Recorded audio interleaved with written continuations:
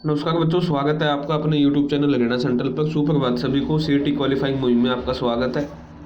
देखिए भाई, कल एक खबर आई थी, शाम को ब्रेक हुई थी, और वो खबर जो थी हमारी दीवान सर जो हिसार से हैं अपने, उन्होंने दी थी। और काफ़ी सारे उन पे फिर आरोप प्रत्यारोप लगाए गए, फेक न्यूज़ ऐसा है। हरियाणा सेंट्रल ने ऐसा कुछ नहीं किया। देखिए, हमको कोई खबर का कंफर्मेशन ना हो, कन्विक्शन ना हो, वीडियो बनानी होती तो मैं भी बना देता, मैं भी कह देता कि भाई वो फेक है। लेकिन ऐसा नहीं हुआ। और जो आपके दीवान सर थे, उनकी जो बात है वो सच निकली कल। ठीक है, जैसे कि लिखा हुआ है कि सार में 4 यूनिवर्सिटी का सर्वेक्षण कर लिया गया है।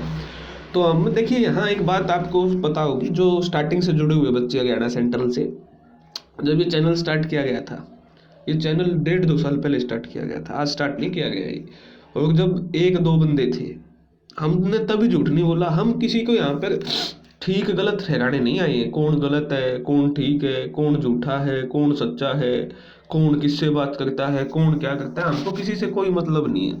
हमारा काम है अपना धर्म, स्वधर्म निभाना। ठीक है, हमारा काम है, हम क्या है, हम क्या बोल रहे हैं उसको लोगों तक पहुंचाना, हम क्या सोचते हैं। ठीक है ना। तो इसलिए मैंने कल, मेरे पास भी काफ़ी सारे मैसेजेस आए कि सर ये खबर झूठी है, सच्ची है, आप पता करके बताओ, ये बताओ, वो बताओ। तो दीवान सर को हम पहले से जानते हैं भाई। तो वो कोई खबर देते हैं तो कन्विक्शन के साथ ही देते हैं।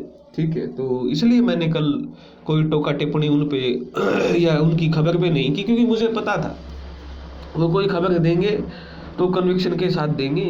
ईमानदार अच्छे इंसान है। ठीक है भाई, सीईटी क्वालिफाइंग मुहिम में आपका अब ज़्यादा आगे नहीं आ रही है, वो एक अलग मैटर है। लेकिन बात है कि इंसान पे बात होती है। कोई खबर दी है तो आज उनकी देखो ना, मोहर लगा दी। कल जो उनको फेक बता रहे थे, इसका मतलब तो जो सर को फेक बता रहे थे वो फेक है। ठीक है ना। तो बात यही है कि भाई, बात तो चर्चाएं तो हुई है। देखिए, यहाँ पर लिखा हुआ है कि प्रयास किया जा रहा है 2-4 ग्रुप का पेपर ले लिया जाए। उन्होंने कहा कि आयोग ने हिसार में 4 यूनिवर्सिटी का सर्वेक्षण कर लिया है। आयोग बच्चे सभी ग्रुपों के पेपर 27-28 जनवरी से लेना शुरू कर देगा। यानी जो उनकी बात है भाई, बिल्कुल सही निकली। तो कैसे हम फेक बता सकते हैं। हाँ, अगर मैंने उनकी क्रॉस चेक की होती, अब मैं ये झूठ थोड़ी बोल सकता हूँ कि भाई मैंने जो बात कल उड़ी थी उसको मैंने पूछ लिया है चेयरमैन से और ऐसा कुछ नहीं है, ये सब फेक है। भाई नहीं बोल सकते ऐसे। झूठी हमको दिलासा देने की वो नहीं है। हमको ना तो देखो अपने चैनल पे अपने को व्यू चाहिए, ना अपने को सब्सक्राइबर चाहिए। हम ना चिल्ला चिल्ला के कहते कि भाई मैं मेहनत कर रहा हूँ। कोई मेहनत नहीं है भाई, इन चीज़ में कोई भी मेहनत नहीं। और किसके लिए कर रहा हूँ मैं मेहनत? तुम्हारे लिए थोड़ी कर रहा हूँ मैं मेहनत। ठीक है ना। अपनी अंतरात्मा के लिए मैं मेहनत कर रहा हूँ। तो ये सच्चाई है, ये सब आपको पता है। ठीक है ना। इसलिए हमने कोई टोका टिप्पणी कल नहीं की। और इसलिए मैं बच्चों को कहता हूँ, टोका टिप्पणी से कुछ नहीं होगा। हम क्या है, सिर्फ हमको अपना सोचना है। कौन क्या कर रहा है, कौन कैसे कर रहा है, हमको किसी से ना तो सर्टिफिकेट की जरूरत होती है, ना किसी के बारे में सोचने की जरूरत होती है। इसलिए कल मैंने जो है वो आपकी वीडियो नहीं बनाई। और वीडियो बनाया, जोश जोश में आके व्यू के चक्कर में वीडियो बना भी देता तो मैं ही झूठा साबित होता। ठीक है ना। तो इसलिए हम जानते थे, इसलिए हमने वो उस पर कोई वीडियो बनाई। और सर की बात बिल्कुल आज सच्ची भी हुई है। वहाँ की यूनिवर्सिटी में पेपर लिए जा सके, उन्होंने बताया कि आयोग के सदस्य भी इन यूनिवर्सिटी का दौरा कर चुके हैं। 4 यूनिवर्सिटी ने अपना स्केड्यूल आयोग को बता दिया है। ये सच्चाई निकली भाई बात। तो हम कैसे फेक बता दें? बताई होगी, कईयों ने फेक बताई होगी, फिर क्या करें अब उनका, हम कुछ नहीं कर सकते। तो आज की जो खबर है वो आपको पता ही है कि भाई हरियाणा कर्मचारी चयन ग्रुप सी की 21-22 जनवरी को पेपर संभव नहीं है। हो सकता है अभी भी, लेकिन आज की खबर के अनुसार पेपर आपका क्या नहीं है, संभव नहीं है। अब मुद्दा क्या है? अब कई सोच रहे होंगे वेरिफिकेशन चल रही है, तो उनको भी मैं बता दूं कोई वेरिफिकेशन नहीं हो रही है। क्या नहीं हो रही? कईयों का है ना, दिल थोड़ा वो होता है, फ्लक्चुएट करता है। कोई वेरिफिकेशन नहीं हो रही है। आपको एक खबर मैं आपको बता दूं, पोर्टल मेल और फीमेल में डिस्क्रिमिनेशन नहीं कर पा रहा है। उस उसके बराबर में चाहे कोई भी, ऐसा पहला न्यूट्रल पोर्टल है। फीमेल के फॉर्म में मेल भी फॉर्म भर देते हैं, उसको भी उठा लेता है। तो ये कोई वेरिफिकेशन नहीं हो रही है, या ये कोई आपके ऊपर उपकार नहीं कर रहा है कमीशन। अपनी अपनी बैंड कमीशन की और बैंड ना बजे, कमीशन की और बेइज्जती ना हो, योग्यता चेक करे, पॉइंट टू बी नोटेड। फिर इसको कई लोग वेरिफिकेशन का नाम दे देते हैं। ठीक है। ये योग्यता चेक कर रहा है। और योग्यता चेक क्यों कर रहा है, आपको पहले एक नोटिस आया था जिसमें हमने वीडियो भी बनाई थी थोड़े दिन पहले, उसमें आपने देखा था female constable MPSW, MP female constable MPSW female की जो वो थी आपकी पोस्ट, उसमें 111 मेल के फॉर्म उठा रखे थे पोर्टल ने। तब जाके पोर्टल की बत्ती खुली, तब जाके कमीशन के मेंबर के हाथ पांव खुले कि पोर्टल को तो यही नहीं पता कि मेल का पेपर में फीमेल के पेपर में मेल भी उठाने हैं या नहीं उठाने। तब जाके उन्होंने योग्यता चेक करनी स्टार्ट की। Point to be noted again, verification नहीं है ये, सिर्फ योग्यता चेक करे हैं कि भाई इसने ये जो 10वीं पास है या +2 पास है, कदे इसने ग्रेजुएशन तो नहीं रखी हो, ठीक है ना। तो ये चीजों की आपकी योग्यता चेक हो रही है, ना कि वेरिफिकेशन हो रही है कंप्लीट। पूरी वेरिफिकेशन करने का उनके पास भी टाइम नहीं है।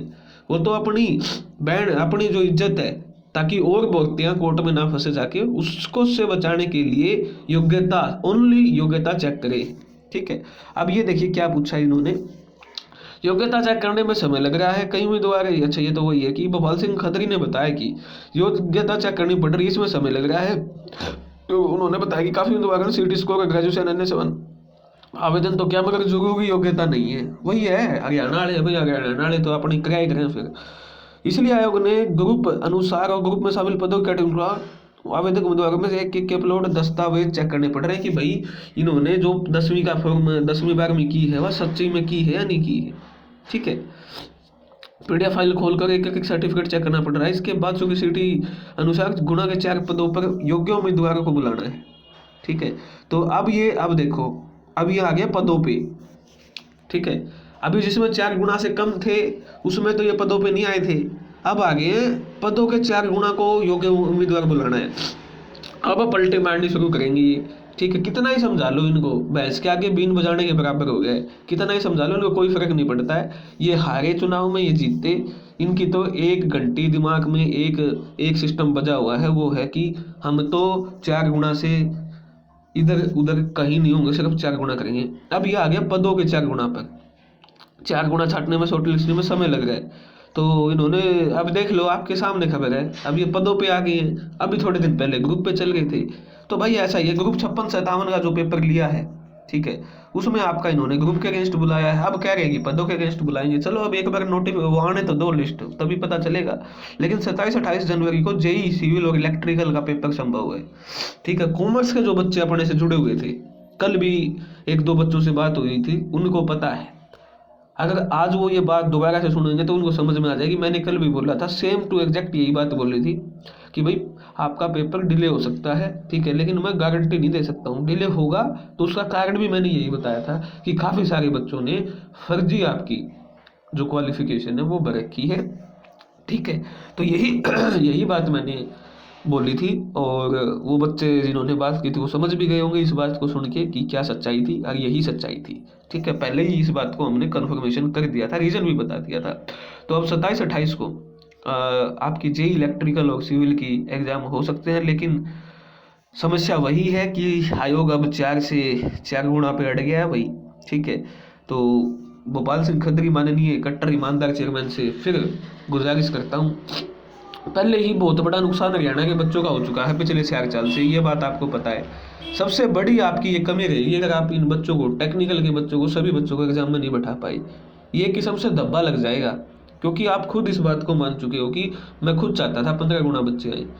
अब आप आपके अंतिम पड़ाव पे है, कोई नई पारी की शुरुआत करेंगे, उससे पहले इन सभी बच्चों को एग्जाम में नहीं बैठा रहे हो। कमाल की बात है। सरकार का तो मैं समझता हूँ, सरकार तो भैया अहंकार में आ चुकी है, वो तो विपरीत काले बुद्धि होती है ना, जो विपरीत बुद्धि जो है नाश करवाएगा, वो तो अब इस पे अड़ेगा। वो तो ये है कि मेरे मोदी जी आएंगे और हमको जिता के ले जाएंगे, मेरे राम लखन आएंगे, बस वो वाली वो एक ही रट पकड़ी हुई है, वो नहीं समझेगी सरकार, अब नहीं मानने वाली, ठीक है। कितना ही उनको समझा लो, लेकिन आप तो कम से कम इन बच्चों के हित के बारे में सोच सकते थे।